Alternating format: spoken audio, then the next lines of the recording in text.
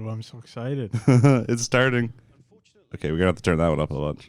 The talk that we had planned for GDC, but we do have some super exciting news about PS5, and who better to bring that to you than the one and only Mark Cerny. Without further ado, over to you, Mark.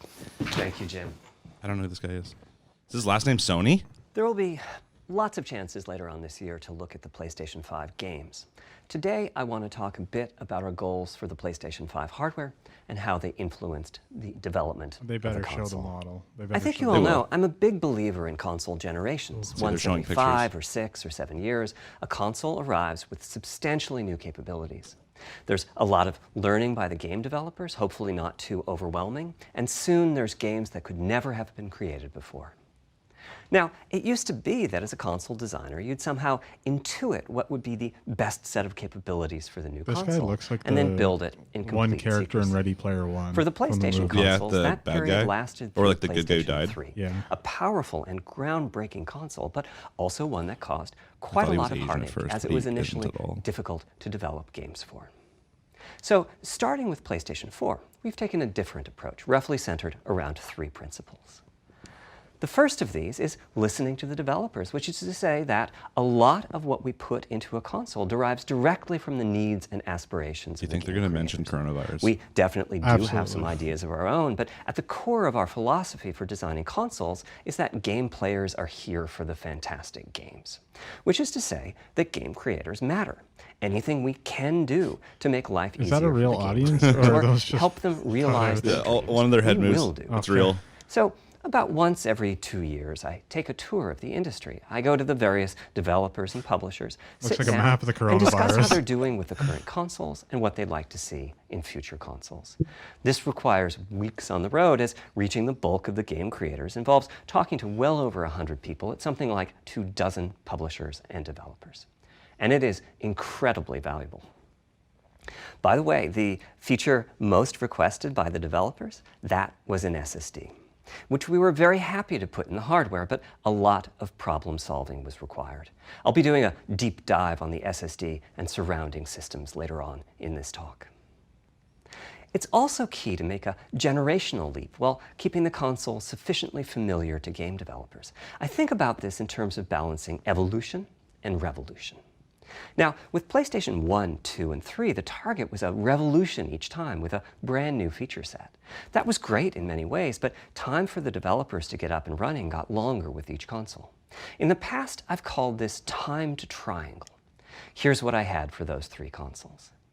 To be clear, I'm not guy's talking voice is about pretty time to relaxing. make a game. It is, yeah. Developers will be ambitious, and it may take them 6 years or so to realize their vision. What I'm talking about is that dead time before graphics and other aspects of game development are up and running, and trying to minimize Oh, they're that. probably going to use this as like On the a other hand, if focal we're trying point to for reduce backwards that dead time to compatibility. 0, Yeah. that means the hardware architecture can't change at all. We're handcuffed. We need to judge for each feature what value it adds and whether it's worth the increase in developer time needed to support it. So with PlayStation 4, we were able to strike a pretty good balance between performance and familiarity. We got required learning back to PlayStation 1 levels. With PS5, the GPU was definitely the area we felt the most tension between adding new features and keeping a familiar programming model. Ultimately, I think we've ended up with something under a month of getting up to Were speed. you hoping they would That show you a feels like picture we're of it? They striking still about might. the Maybe they right still don't do it balance. in that kind I'll of go way. into a bit more detail later today about our philosophy with the GPU. They might want to actually and the bring out like a specific live feature model and set show it that off instead of doing like a dumb picture like that.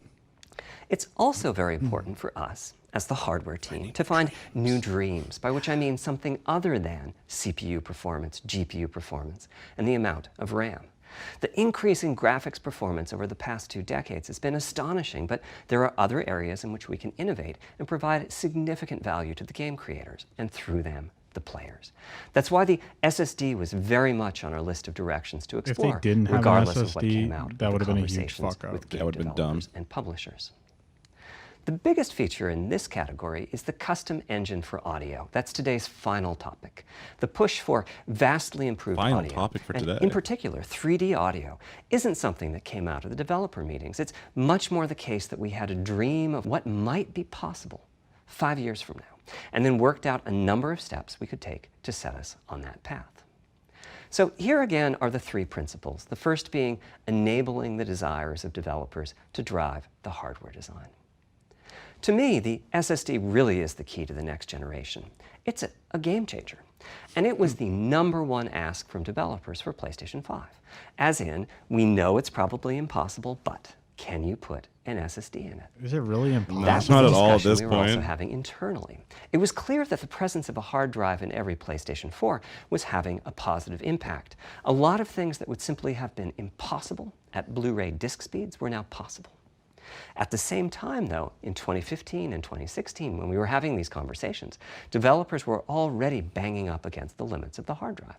And a lot of developer time was being spent designing around slow load speeds. I want to focus in on just one number here, which is how long it takes to load a gigabyte of data from a hard drive.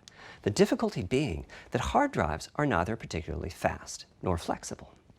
If all your data is in one block, which is frankly not very likely, you can load 50 to 100 megabytes a second, depending on where the data is located on the hard drive. Let's assume it's on the outer edge, which means loading a gigabyte takes 10 seconds. If you compress your game packages, you can fit more data on the Blu-ray disc and also effectively boost your hard drive read speed by the compression ratio.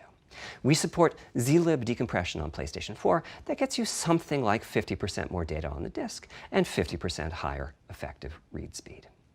Unfortunately, though, it's highly likely that your data is scattered around in various files on the hard drive, as well as sourced from multiple locations within those files. So lots of seeks are needed at 2 to 50-ish milliseconds each. My rule of thumb is that the hard drive is spending 2/3 of its time seeking and only 1/3 of its time actually loading data. Putting all of that together, a gigabyte is very roughly 20 seconds to load from a hard drive. Now, a gigabyte is not much data. Games are using 5 or 6 gigabytes of RAM on PlayStation 4, so boot times and load times can get pretty grim. Or to put that differently, as a player, you wait for the game to boot, wait for the game to load, wait for the level to reload every time you die, and you wait for what is euphemistically called fast travel. And all of that leads to the dream. What if we could have not just an SSD, but a blindingly fast SSD? I'm not really bothered by if load we times. could load 5 gigabytes Only a very second specific from it, games what would have I been change? bothered by load times. Now, Very SSDs are specific. completely different Very from hard specific drives. They games. don't have seeks as such. If you have a 5 gigabyte a second SSD, most of the times you these can days we're not read really data playing from games. 1,000 Games do different really well locations hiding in that load second, screens. pretty much Yeah. at speed. As for time to load, I noticed a it with gigabyte, Outer this is Worlds, though. next gen we're talking Outer about. Worlds So had the memory worst is loading bigger. time. Instead, Outer we Worlds should be is a game from, asking like, 20 how years long ago to that just load pretending is 2 new. gigabytes. And the answer is about 1/4 of a second. I mean, that's amazing. We're talking 2 orders of magnitude, meaning very roughly 100 times faster. 100 times. Which means at 5 gigabytes a second for the SSD, the potential is that the game right at boots in a us. second. There are no load screens. looks like The a game Windows just Media fades Player, down while like, loading visualizer. a half dozen gigabytes and fades back up again. Same for a like a really reload. You're bad start to immediately Sword Art back in the Online, action if you've after ever you seen it. die. And fast travel becomes so fast it's blink and you miss it. As game creators, Did I we just go miss from it? trying to distract the player from how long fast travel is taking, like those Spider-Man subway rides, to being so Acknowledging it. blindingly fast that we might even have to slow that transition down. Aw. We might Pretty miss out on cool, some right? good scenes. But for me, this is not the primary reason to change from a hard drive to an SSD. The primary reason for an ultra-fast SSD is that it gives the game designer freedom. Or to put that differently, with a hard drive, the 20 seconds that it takes to load a gigabyte can sabotage the game that the developer is trying to create. That was an aggressive word. I think Savage. almost all of us in the room have experienced this, maybe in different ways. Say we're making an adventure game and we have 2 rich environments where we each want enough textures and models to fill memory, which you can do as long as you have a long staircase or elevator ride or a windy corridor where you can ditch the old assets and then take 30 seconds or so to load the new assets. Having a 30-second elevator ride is a little extreme. More realistically, we'd probably chop the world into a number of smaller pieces and then do some calculations with sight lines and run speeds like we did for Haven City when we were making Jak 2. The game is 20 years old, but not much has changed since then. All those twisty passages are there for a reason. There's a whole subset of level design dedicated to this sort of work, but still, it's a giant distraction for a team that just wants to make their game. So when I talked about the dream of an SSD, part of the reason for that 5 GB a second target was to eliminate loads, but also part of the reason for that target was streaming. As in, what if the SSD is so fast that as the player is turning around, it's possible to load textures for everything behind the player in that split second? If you figure that it takes half a second to turn, that's 4 GB of compressed data you can load. That sounds about right for next gen. Anyway, back to the hard drive. Another strategy for increasing effective read speed is to make big sequential chunks of data. For example, we might group all the data together for each city block. That removes most of the seeks, and the streaming gets faster. But there's a downside too, which is that frequently used data is included in many chunks and therefore is on the hard drive many, many times. Marvel's Spider-Man uses this strategy, and though it works very well for increasing the streaming speed, there's a massive duplication as a result. Some of the objects like mailboxes or news racks are on the hard drive 400 times. Wow. What I'm describing here are things that cramp a creative director's style. Either level design gets a little bit boring in places, or the data is duplicated so many times that it no longer fits on the Blu-ray disc. Does this mean now that developers and you end up have to with work harder hard limits on the player's run Probably. speed or driving speed. The player can't go faster than the load speed from the hard drive. And finally, I'm sure many of you have noticed that after a patch download, a PlayStation 4 will sometimes take a long time to install the patch. Oh yeah. That's because when just part of a file has been changed, the new data can be downloaded pretty quickly. But before the game boots up, a brand new file has to be constructed that includes the changed portion. Otherwise, every change would add a seek or two. Even so, you can occasionally see this happening on game titles. 45 minutes just to hitch once they get patched actually like copy it onto the With an SSD, though, no seeks. So no need to make brand new files with the changes incorporated into them, which means no installs as you know them today. There's yet one more benefit, which is that system memory can be used much more efficiently. On PlayStation 4, game data on the hard drive feels very distant and difficult to use. By the time you realize you need a piece of data, it's much too late to go out and load it. So system memory has to contain all of the data that could be used in the next 30 seconds or so of gameplay. That means a lot of the 8 GB of system memory is idle. It's just waiting there to be potentially used. On PlayStation 5, though, the SSD is very close to being like more RAM. Typically, it's fast enough that when you realize you need a piece of data, you can just load it from the SSD and use it. There's no need to have lots of data parked in system memory waiting to potentially be used. A different way of saying that is that most of RAM is working on the game's behalf. This is one of the reasons that 16 GB of GDDR6 feels right for PlayStation 5. The presence of the SSD reduces the need for a massive intergenerational increase in size. So back to the dream of the SSD. Here's the set of targets. Boot the game in a second, no load screens, design freedom, meaning no twisty passages or long corridors, more game on the disk and more game on the SSD, and finally, those patch installs go away.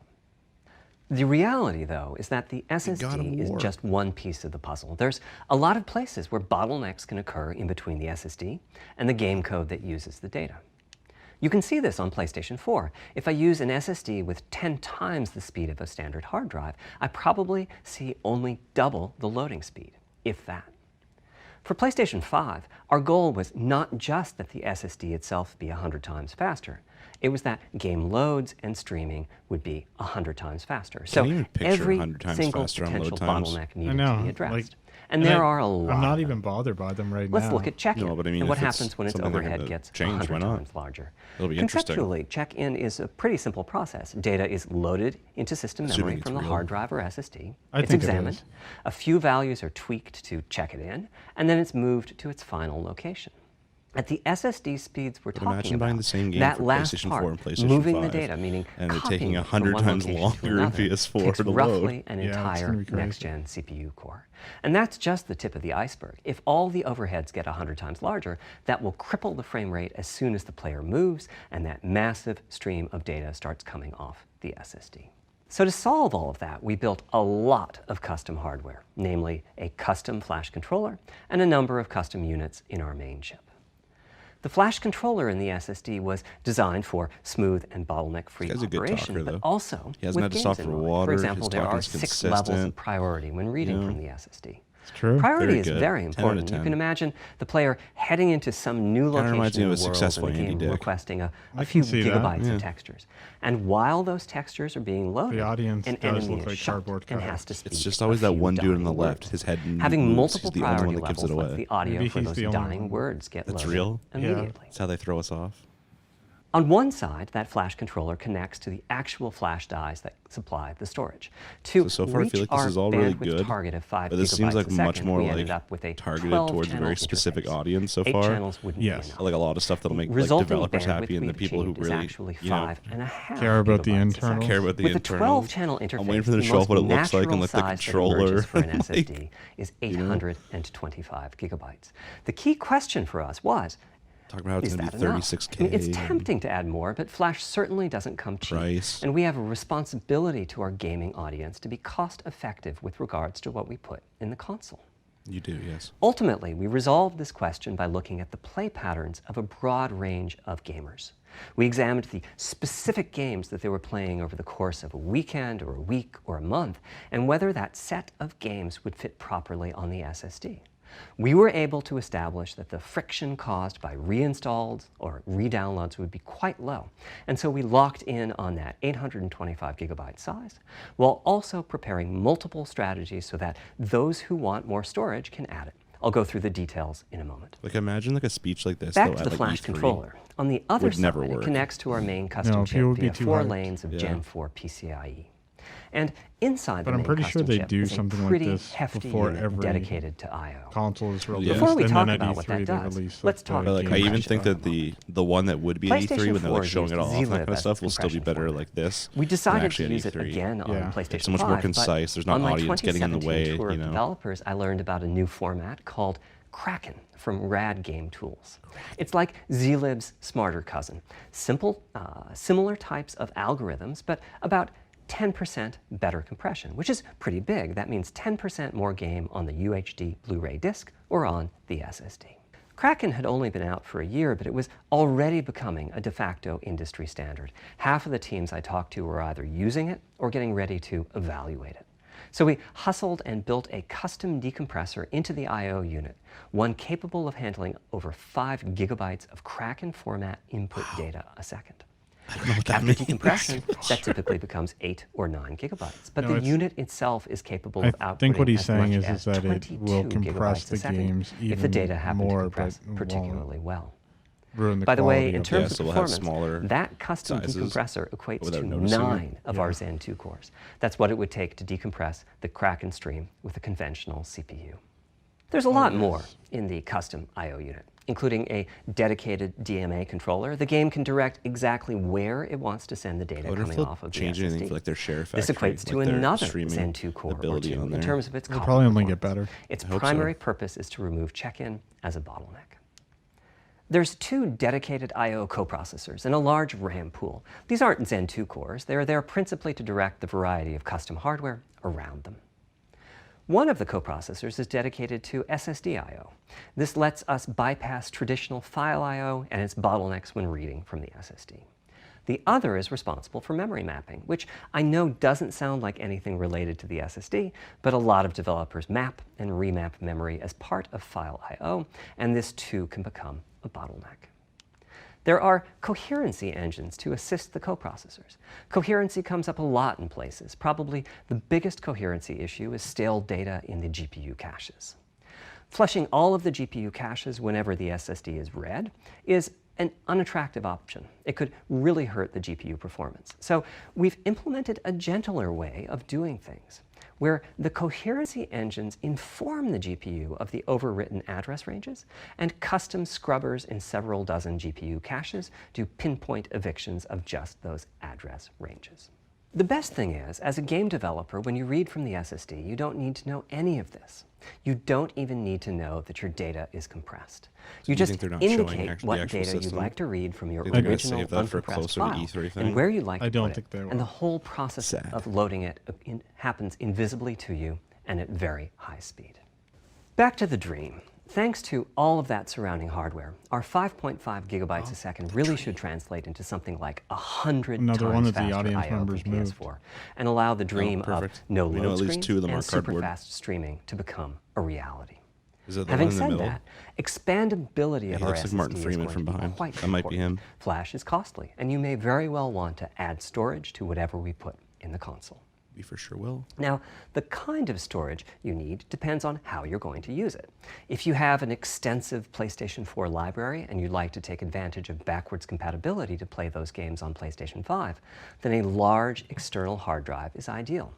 You can leave your games on the hard drive and play them directly from there, thus saving the pricier SSD storage for your PlayStation 5 titles, or you can copy your active PlayStation 4 titles to the SSD.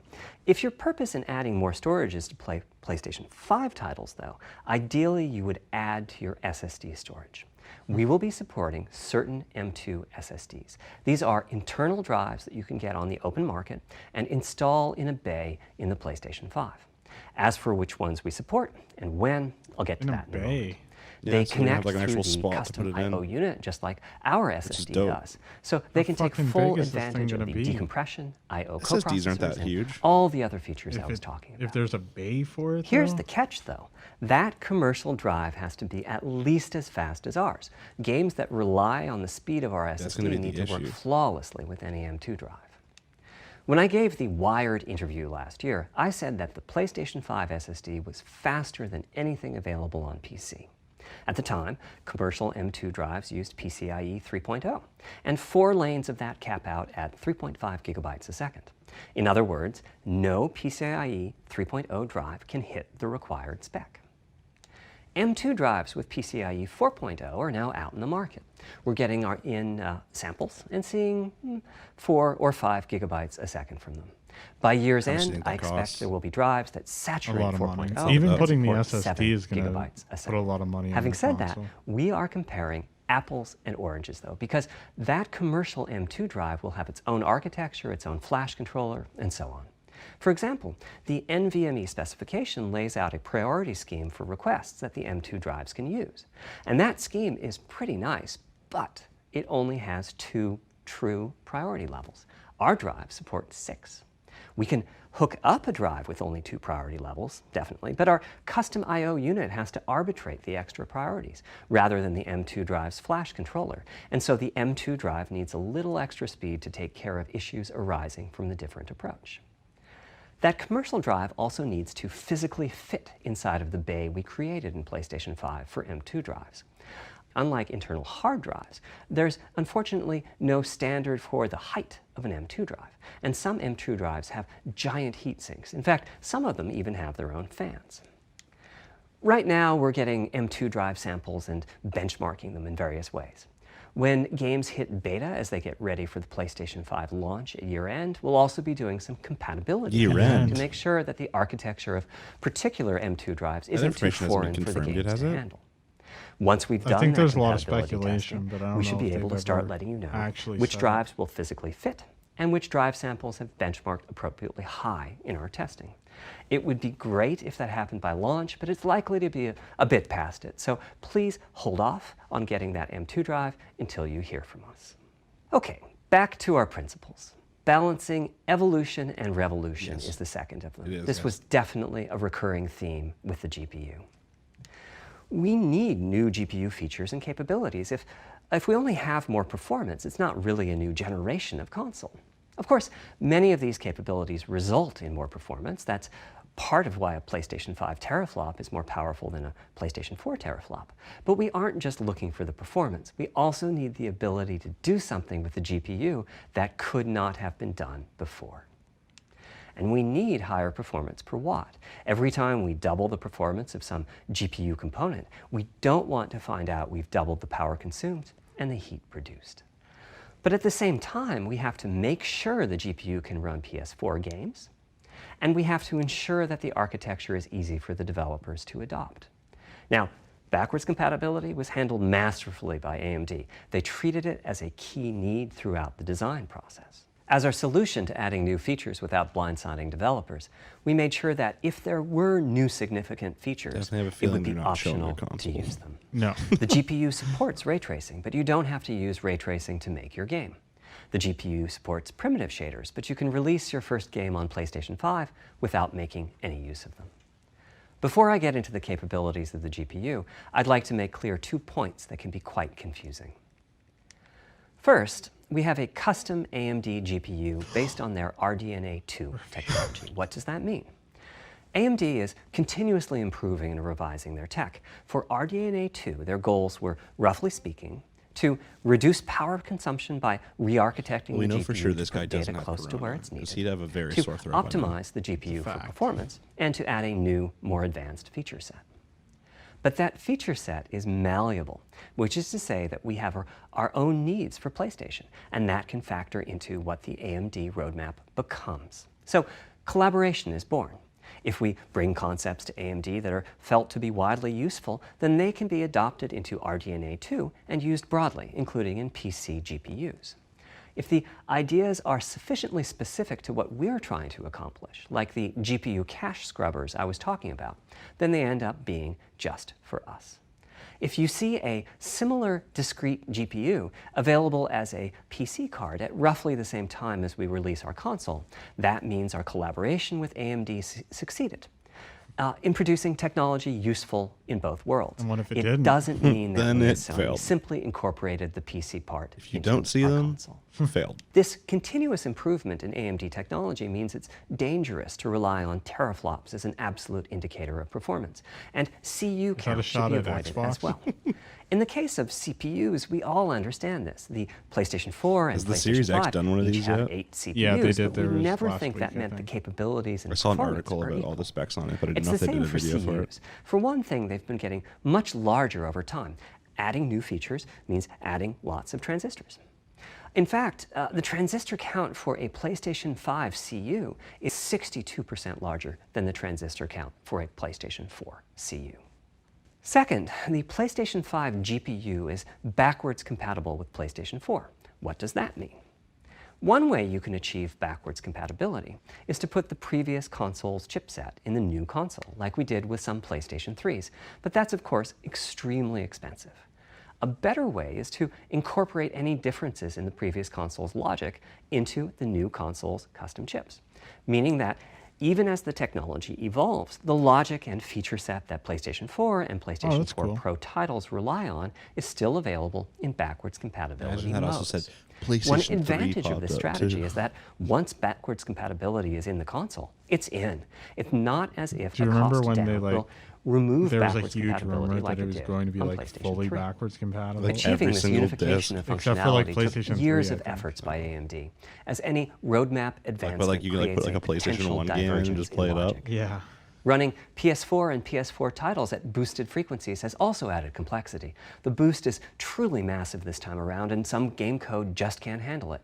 Testing has to be done on a Why would it have title-by-title PS4 and basis. PS4 Pro, though? Results are Why wouldn't they excellent, just do though. Pro if We the system recently can took a handle look it? at the top 100 PlayStation 4 titles as ranked by playtime, and we're expecting Probably the games that almost actually all of them have to be PS4 playable Pro, at launch on PlayStation 5. Like, patches. Something, yeah, I guess maybe they're... With regards to new features, as I said, Different. our strategy was to try to break new ground, but at the same time not to require use of the new GPU capabilities. For more than a Darn decade, left gets you in his GPUs face. have He's real imposed for a sure. restriction on game engines.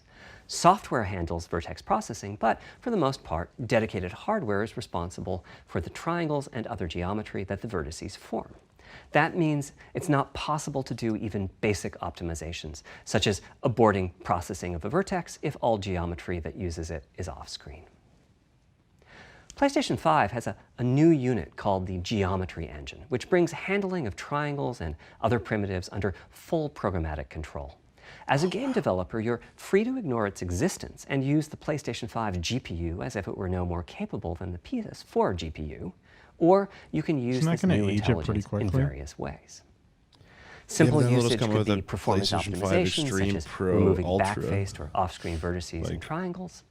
More complex usage involves something called primitive shaders, which allow the game to synthesize geometry on the fly. That's what you think he would talk about that first, because all of what he's showing, he hasn't said what that's Using for. Using primitive shaders on PlayStation 5 will allow for a broad variety of techniques, including that's at the very end here, he's like, and these are only the specs for the regular model PlayStation 5. Close-up objects, and improvements to particle effects and other visual special effects. Imagine if he did all this Another major new PlayStation feature 5 of our Pro. custom RDNA 2-based GPU is ray tracing, using the same strategy as AMD's upcoming PC GPUs. The CUs contain a new specialized unit called the intersection engine, which can calculate the intersection of rays with boxes and triangles. To use the intersection engine, first you build what is called an acceleration structure.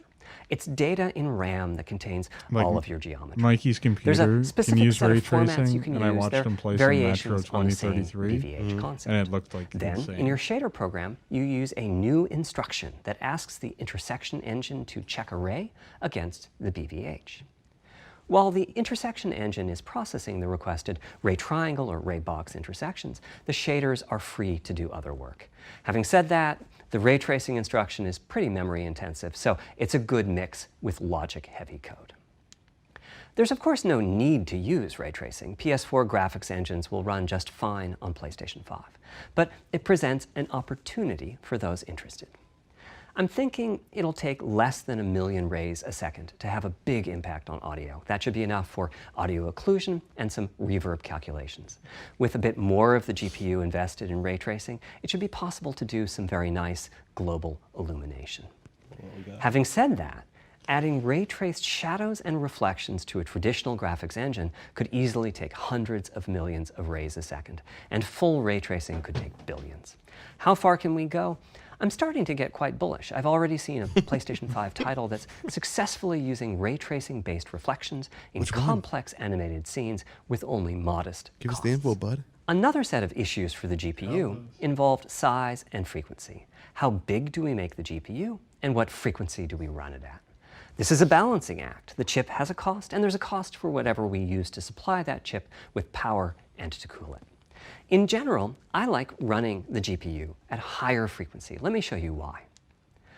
Here's 2 possible configurations for a GPU roughly of the level of the PlayStation 4 Pro. This is a thought experiment. Don't take these configurations too seriously. If you just calculate teraflops, you get the same number. Seriously. But actually, the performance math. is noticeably different because teraflops is defined as the computational capability of the vector ALU. That's just one part of the GPU. There are a lot of other units. And those other units all run faster when the GPU frequency is higher.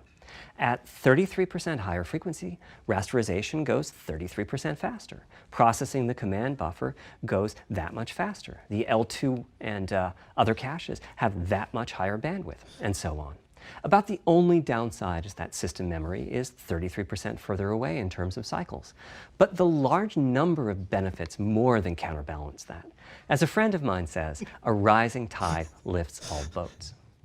Also, it's easier to fully use 36 CUs in parallel than it is to fully use 48 progressively CUs. getting sadder When and triangles are sadder. small, it's much harder to fill all those He CUs just wants to with know about the useful work. teraflops. So He's there's missing a out on lot all to this be sick said for information. faster, assuming you can handle the resulting power I'm and just gonna heat get a third issues, mic instead of which underneath the frankly door. we haven't always done the Do you think best the mic job can at. pick up on it? Part Scott, of the probably reason some of for the that louder is, ones. historically, our process for setting CPU and GPU frequencies has relied on some heavy-duty guesswork with regards to how much electrical Axe power has games will the consume highest power and how much consumption? heat will be produced as a result inside of the console. Power consumption varies a lot from game to game. When I play God of War on my PS4 Pro, I know the power consumption is high just by the fan noise. But power isn't simply about engine quality. Does it, It's like, about the specifically minutia of his what's being axe? displayed and how. Maybe It's Horizon counterintuitive, Zero but Dawn for the bow processing and dense arrow? geometry typically consumes less Doom power for the than gun? processing simple geometry, which is I suspect why Horizon's map screen, with its low triangle count, makes my PS4 Pro heat up so much. Our process on previous consoles has been to try to guess what the maximum power consumption during the entire console lifetime might be, which is to say, the worst case scene in the worst case game, and prepare a cooling solution that we think will be quiet at that power level. If we get it right, fan noise is minimal. If we get it wrong, the console will be quite loud for the higher power games, and there's even a chance that it might overheat and shut down if we misestimate OG power PS4 sounds like a jet engine. PlayStation 5 is especially challenging because the CPU supports 256 bit native instructions that consume a lot of power. These are great here and there, but presumably only minimally used. Or are they? If we plan for major 256-bit instruction usage, we need to set the CPU clock substantially lower or noticeably increase the size of the power supply and fan. So, after much discussion, we decided to go with a very different direction on PlayStation 5. We built a GPU with 36 CUs. Mind you, RDNA 2 CUs are large. Each has 62% more transistors than the CUs we were using on PlayStation 4. So if we compare transistor counts, 36 RDNA 2 CUs equates to roughly 58 PlayStation 4 CUs. It is a fairly sizable GPU. Then we went with a variable frequency strategy for PlayStation 5, which is to say we continuously run the GPU and CPU in boost mode. We supply a generous amount of electrical power and then increase the frequency of GPU and CPU until they reach the capabilities of the system's cooling solution. It's a completely different paradigm. Rather than running at constant frequency and letting power vary based on the workload, we run at essentially constant power and let the frequency vary based on the workload. We then tackled the engineering challenge of a cost-effective and high-performance cooling solution designed for that specific power level. In some ways, it becomes a simpler problem because there are no more unknowns. There's no need to guess what power consumption the worst-case game might have. As for the details of the cooling solution, we're saving them for our teardown. I think you'll be quite happy with what the engineering team came up with. I'll be the judge of that. How fast can we run the GPU and CPU with this strategy? The simplest approach would be to look at the actual temperature of the silicon die and throttle the frequency on that basis. You still think but it's that won't work. They've always kept the same design. Do you think it's still going to have the big touchpad in the middle, or do you think there's going to be something different? It wouldn't do to run a console slower simply because it was in a hot room. I like the touchpad. So rather than look at the actual temperature of the silicon die, we look at the activities that the GPU and CPU I play are performing 14, and set which is normally a PC game, and you can use the touchpad as a mouse, which is really cool. And repeatable. Can you use an actual While we're mouse and at it, keyboard? we also use AMD's Smart Shift technology I play that game always with the controller, and even on my PC. from the CPU Like to when I the switch over. GPU, so it can squeeze out a few more pixels. The benefits of this strategy are quite large. Running a GPU at 2 gigahertz was looking like an unreachable target with the old fixed frequency strategy. With this new paradigm, we're able to run way over that. In fact, we have to cap the GPU frequency at 2.23 gigahertz so that we can guarantee that the on-chip logic operates properly. 36 CUs at 2.23 gigahertz is 10.3 teraflops, and we expect the GPU to spend most of its time at or close to that frequency and performance. Similarly, running the CPU at 3 gigahertz was causing headaches with the old strategy. But now we can run it as high as 3.5 gigahertz. In fact, it spends most of its time at that frequency. That doesn't mean all games will be running at 2.23 gigahertz and 3.5 gigahertz. When that worst-case game arrives, it will run at a lower clock speed, but not too much lower. To reduce power by 10%, it only takes a couple of percent reduction in frequency, so I'd expect any downclocking to be pretty minor. All things considered, the change to a variable frequency approach will show significant gains for PlayStation gamers. The final of our 3 principles was about finding new dreams. It's important for us on the hardware team to find new ways to expand or deepen gaming, and that's what led us to a focus on 3D audio.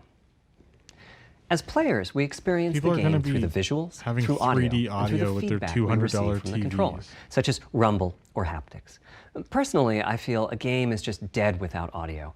Visuals are, of course, important, but the impact of audio is huge as well. Very true. At the same time, the audio team on a game project has to do a lot with a little. For example, on PlayStation 4, there's fierce competition for the Jaguar CPU cores. Audio typically ends up getting just a fraction of a core. That's not much of a computational resource, particularly when you consider that the visuals run at 30 or 60 frames a second, but audio processing needs to happen at almost 200 times a second. So it's been tough going making forward progress on audio with PlayStation 4, particularly when PlayStation 3 was such a beast when it came to audio. The SPUs in Cell were almost a perfect device for audio rendering. Simple pipelined algorithms could really take advantage of asynchronous DNA and frequently reached 100% utilization of the floating point unit. There's unfortunately nothing comparable on PlayStation 4. Probably the most dramatic progress in the PlayStation 4 generation has been with virtual reality. The PSVR hardware has its own audio unit. It supports about 50 pretty decent 3D sound sources. And this provided a hint as to where we could go with audio, as well as some valuable experience. Not to oversimplify, but here were our goals for audio on PlayStation 5. The first goal was great audio for everyone, not just VR users or soundbar owners or headphone users. That meant audio had to be part of the You're not big into console. battle royales, but hopefully you'll play some Warzone with us. The and those second games goal you was to really support understand hundreds how of sound important audio sources. is. We didn't want You have to directly developers to hear have to where pick and footsteps are choose coming from. what sounds would get 3D When you watch effects professional and which gamers wouldn't. on like We a wanted every fantastic sound in the computer game with like to their have audio perfect with the best dimensionality. headphones, they're like, And oh, finally, someone's we wanted to really northwest, take on you know, and then the they're challenges like of 100 feet away presence opening a door and they and know. locality. Now, when we crazy say important. presence, we mean the feeling that you're actually there. You've entered the matrix. It's not, of course, something we thought we could perfectly achieve, but the idea was that if we stopped using just a rain sound and instead used lots of 3D audio sources for raindrops hitting the I'm ground pretty at excited all for sorts this. of locations Like, around you, sick. then The at some sound, point like when your you're playing a brain would game, take just like a leap, single and player you'd begin game, to have this you feeling, just have the full headphones this on, like a feeling loud of volume. real presence immersion inside the with virtual it. world of the game. This has the capacity to affect your appreciation of the game, just like music in a game does. The concept of locality is simpler. It's just your sense of where the audio is coming from, to the right of you, behind you, above you. This can immerse you further in the game, and it can also directly enhance the gameplay. To use Dead Space as an example, I know, old school, you're fighting enemies in fairly dark, spooky locations.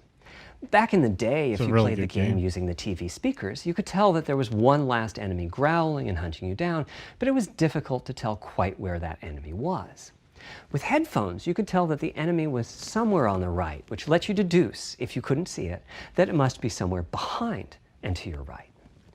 But with 3D audio with good locality, the idea is you know the enemy is precisely there, and you turn and you take it out. So, how do we know where a sound is coming from? I feel like this is the most place? important thing that I've heard so far. Well, all those in general. bumps and Like, I care about sound here more, have a meaning, evolutionarily speaking. Based on what direction the sound is coming from, sound waves bounce around inside the ear, there's some constructive and destructive interference, and the result is a change in volume. The phase of the sound also shifts, depending on what path when we the get the new sound Elder wave Scrolls took to game, we'll reach be the able to ear tell canal. exactly where the These guard's saying, volume "Stop, changes and you phase violated shifts the are law." different Pay for the each court a direction fine and or also serve vary your sentence. depending on the frequency of the You're gonna be sound. like, he's saying that Head directly size from and my head shape northeast. also impact the sound in a similar fashion.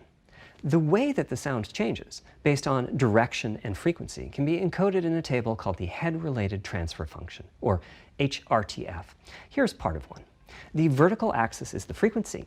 The horizontal axis is the direction, front, back, left, right, and the color gives the degree of attenuation of the sound at that frequency. The HRTF is as unique to an individual as a fingerprint is. In fact, you're looking at mine right now. Here's how we measure an HRTF. We've taken hundreds of people through this process. We put a microphone in the subject's left and right ear canals, and then sit the subject down in the middle of an array of 22 speakers. We then play an audio sweep from each speaker as we rotate the subject. In the course of 10 or 20 minutes, we're able to sample the HRTF at over 1,000 locations. That shit's insane. Using an HRTF when Those are rendering the extreme audio versions of creates these foam unparalleled blocks. You see quality, them, but they're it's like 4 computationally inches out. expensive. The simplest way to use an HRTF is to process a sound source to make it appear as if it's coming from one of those 1,000 locations we sample. Unfortunately, the processing has to be done in frequency domain rather than time domain, so there's multiple fast Fourier transforms needed for every sound source for every audio tick. That's a lot of multiplies. This computational complexity was the determining factor for our strategy. It meant we had to bite the bullet and design and build a custom hardware unit for 3D audio.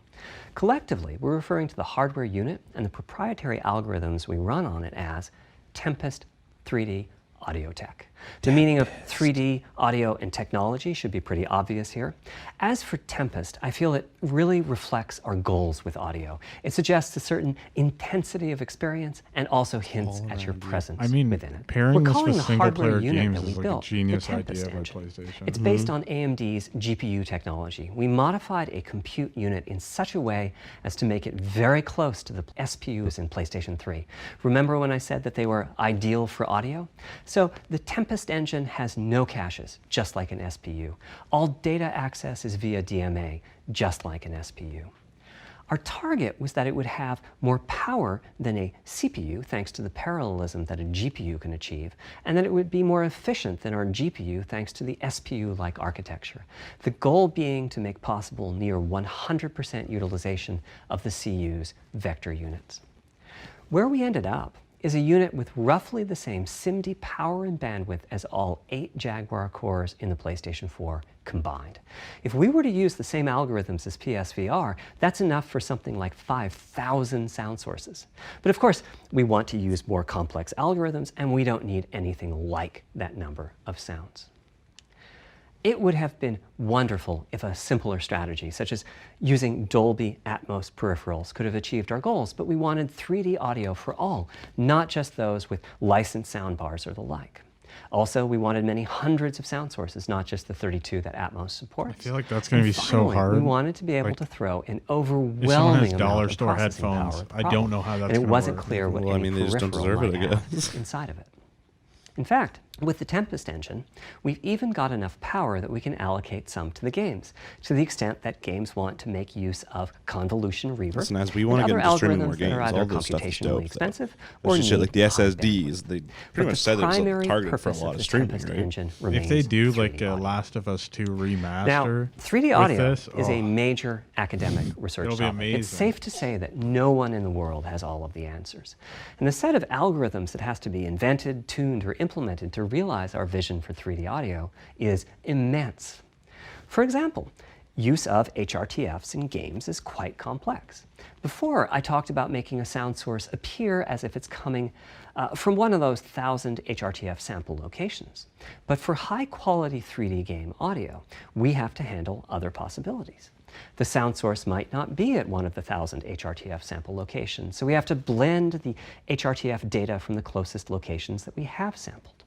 The sound source So it's might not be just gonna moving, be like, which needs oh, he's very somewhere special behind handling me as that to the left blend of me. It's keeps like, changing. you'll be like, and that can sounds cause like he's phased 50 feet artifacts in away resulting to the audio. left. or like in the another sound room source or might something. have a That's size just to it, crazy. meaning it should feel as if There's it's coming from 1,000 an area spots, rather basically. than a single point.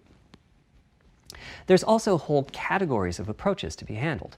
3D audio can be implemented using individual processing of 3D sound sources. I didn't really expect them to do alternatively, ambisonics What, can like be 3D used for audio? 3D Like a audio. big jump in it? Ambisonics being somewhat like the spherical harmonic. this. This is used smart. in I don't know if computing graphics. the Series X And finally, is there's doing audio it, devices. But if they aren't, the then player this might is be like a using leg up. headphones or TV speakers, or have a higher-end surround sound setup with 6 or more speakers, all of which need different approaches. That's a lot of variations. It's nice to have the computational resources of the Tempest engine, but it's clear that achieving our ultimate goals with 3D audio is going to be a multi-year, step-by-step process. Having said that, headphone audio implementation is largely complete at this time. It was a natural place pretty for us to obvious. start. With headphones, we control exactly what each ear hears, Most and people therefore who the care algorithmic about development and really implementation high quality are more audio, straightforward. we're going to care about 3D audio, or For going to have headphones. TV speakers and stereo speakers, we're in the process of implementing virtual surround sound. The idea would being be that if more you're for a sitting in a CAS, you sweet know? spot in front of the TV, then the sound can be made to feel as if it's coming from any direction, even behind you. Virtual surround sound has a lot in common with 3D audio on headphones, but it's more complex because the left ear can hear the right speaker and vice versa. We have a basic implementation of virtual surround sound up and running. We're now looking at increasing the size of that sweet spot which is to say, making the area you need to be in to feel the 3D effect larger, and we're also working to boost the sense of locality. Headphone audio is the current gold standard for 3D audio on PlayStation 5, but we're going to see what we can do to bring virtual surround sound to a similar level, after which we'll start in on setups with more speakers, such as 6-channel surround sound. It's now to the point where some of the PlayStation 5 games in development are extensively using these systems. One of the game demos allows you to toggle between conventional PlayStation 4 style stereo audio and our new 3D audio. I listened with just an ordinary pair of over-the-ear headphones, and wow, Last of Us 2. I could feel a difference. 3D audio has that dimensional feel to it. Conventional stereo audio feels smashed flat by comparison. The improvement is obvious. So, a big advancement, but have I entered the matrix? Does my brain believe I'm really there, like I was talking about earlier when I explained our target of presence?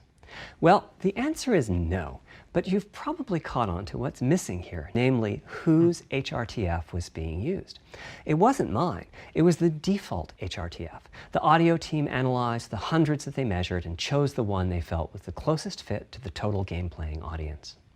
This shows a piece of the default HRTF on the left and my HRTF on the right. You can see that the general features are much the same, but the details are quite different. With the default HRTF, as I said, the 3D audio sounds pretty great. When I use my HRTF, though, the audio reaches a higher level of realism, which is to say that when using headphones and my HRTF, I occasionally get fooled and even think a sound is coming from the real world when it's actually coming from the game. You can probably listen to certain sounds like a corollary the settings, to this is that there are a few people whose HRTFs are sufficiently far from the default HRTF, that's the red dot here, that they can toggle between PS4 style and PS5 style audio and not sense much difference. I've had a few people describe the PlayStation 5's 3D audio as sounding like a bit better stereo audio. Presumably they're the ones at the very edges of this diagram. Which means what HRTF you're using is key. I'd like everyone to be able to experience what I'm experiencing, but obviously it's not possible to measure the HRTF of every PlayStation user. That means HRTF selection and synthesis are going to be big topics going forward as the Tempest technology matures. So they're probably going to have at PlayStation 5 launch, we'll be offering a choice of 5 HRTFs. There's a simple test where you pick the one that gives you the best locality. Okay, I could have waited a second ago. That's just the first step, though. This is an open-ended research topic. Maybe you'll be sending us a photo of your ear, and we'll choose a neural network to pick the closest. I don't know if that's going to happen, bud. Maybe you'll be sending us a video of your ears and your head, and we'll make a 3D model of them and synthesize the HRTF. Maybe you'll play an audio game to tune your HRTF. We'll be subtly changing it as you play and home in on the HRTF that gives you the highest score, meaning that it matches you the best. That seems like the best. This is a journey we'll all be taking together over the next few years. Ultimately, we're committing to enabling everyone to experience that They have like next sound level pop up in different areas, realism. and you get to pinpoint where they came Hopefully, from and stuff to see. I've been able to illustrate cool. a bit about our design and decision-making process today and why PlayStation 5 has the feature set that it does. Now comes the fun part. We get to see how the development community takes advantage of that feature set. I'm hoping for the completely unexpected. Will it come from audio, ray tracing, Some of them won't the at all. capabilities of the SSD, or something else? I guess we'll find out soon enough. Thank you for your time today. Wow. Is that it? Is it done? Okay. Yeah. Is it over? I think so. Okay, let's pause it before it goes to anything else. Actually, we can just turn the volume down too. Oh no, that's it. Yep. No. Hit cancel. Deep dive reveal. It's okay. There's no sound on. These are just some people. How do you feel about it? In general? Yeah. I don't know. It's okay. I'm like half surprised that they didn't show it, but in one sense, you know, I can imagine that they'll have a more mainstream like approach to it. Oh, those are my little notes from the perfect. the Nintendo Direct. Very simple. Yeah, I really liked the audio part. That's the SSD best start. one. Yeah, the SSD is important. But as kind of you said too, I can't even kind of imagine right now, like the load screen on, like loading on a game and then them taking that 100 times faster. I think it's like incomprehensible right now to imagine 100 times faster than something that's only somewhere lower than 10 seconds. You know, But I think like the draw distance on a lot of games is going to be like it's just going to seem like 100 times better too. Yeah, because and- they can load things just immediately. and you don't fully think about the whole stuff like how many games have to have like long corridors or like certain winding paths. So as soon as Yeah. you walk out, you can no longer, there's no line of sight with the other stuff. To be able to think about now, there's not going to be as many of those things. There's going to be so many more things that as you turn around, it just renders everything behind you. Like it'd be crazy. Assuming developers actually use that, which there will be some that do, and there will be many that don't. Yeah, I just think that at the beginning, it's going to probably a lot of people are going to try to utilize that. Like that Godfall game, I imagine is going to try to utilize it, and it might not look the greatest. But when he was describing that, I was like, okay, I can actually think of games like Ni no Kuni actually has quite a few spots where you have to like go through like a tunnel and then it opens up into the full world. You know what I mean? Yeah, there's a lot of cool games. The whole other, like the middle part, talking about all the teraflops and that kind of stuff. Sure, it's important. I think that's more important from a developer standpoint than from a consumer. I thought they were kind of throwing some shots at Microsoft because Microsoft, like their big thing is like it's got 8 teraflops, 7 teraflops, and that's kind of been their buzzword. So the guy's just basically like, listen, our GPU is making the teraflops that we have, even though they're less, more powerful. Yeah, it probably is. I mean, they always throw like little slight shots at each other. Yeah, it's always funnier at like E3 because the other people are kind of there, and the sound though by far the best part. Yeah, because I mean that's much bigger. I think even than like to me even bigger than the SSD part from a consumer standpoint of like what things are we gonna notice the most while playing a game. If we're playing with good headphones and we're noticing a crazy 3D audio, like that'll be pretty big. that's what I'm most excited for because like I basically only play single player games. I've changed to a big single player game. Like I've started really enjoying just like the very simple single player game more these days than I was in like a 2 or 3 year like online game only kind of thing. But even online games, like you were saying, like battle royales, doing that's going to be insane. That's going to be sweet. There's gonna be tons of games that are just gonna be. I mean, like obviously we, as he kind of said, this is like a progression thing. He's like, kind of like day one, we're gonna get a good 3D audio with headphones, anyways, especially like good quality headphones. The whole like speaker thing, like surround sound if you have that kind of thing, like making sounds come from there. Those are things that are like gonna be works in progress. Yeah, Which is fine. it'll be hard to optimize for like everything. Like I was saying, if you have dollar store headphones, it might not be the greatest. And even the HTFs. Yes. Yeah. There was another one there. Yeah. I don't. Something like that.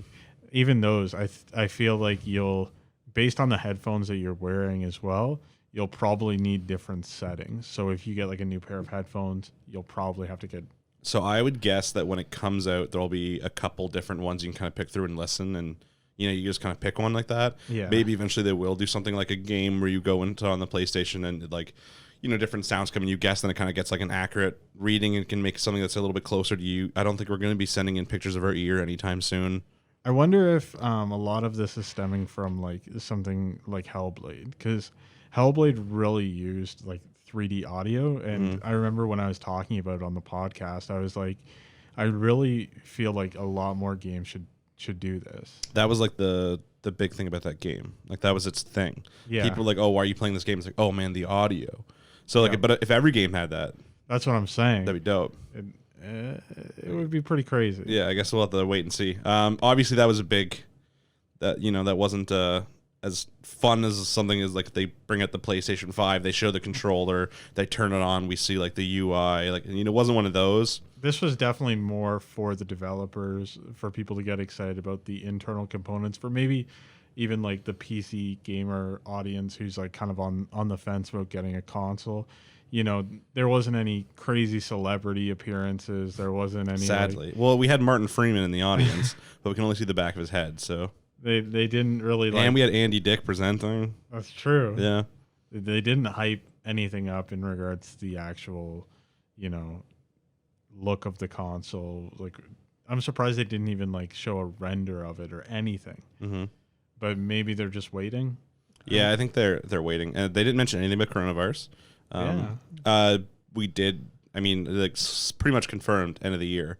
He did. Yeah, he did allude to that. Yeah, he said when they come out end of the year kind of thing. So that's kind of like a confirmation. I don't think they'll really change that unless this whole, obviously, if this coronavirus thing keeps going, that could delay a bunch of stuff, including the consoles. But if it does, it's not the end of the world. Yeah, I wonder how the manufacturing's going, because even if like game stores aren't open, like how are people going to get them and stuff like that? So we'll see. Yeah, there's a lot. I think he did a really good job, and we mentioned it throughout it. He was very concise. His speaking was good. He had some fun little like mannerisms, like he would, I mean, kind of robotic in a sense where he'd like smile at the end of every single sentence, kind of thing. Yeah, but very like, planned, very very planned. Yeah, for sure. I guess that's one of the beauty of these, like like very calm. Like I don't know how many people were in the audience other than like the 4 we could see if there were other people.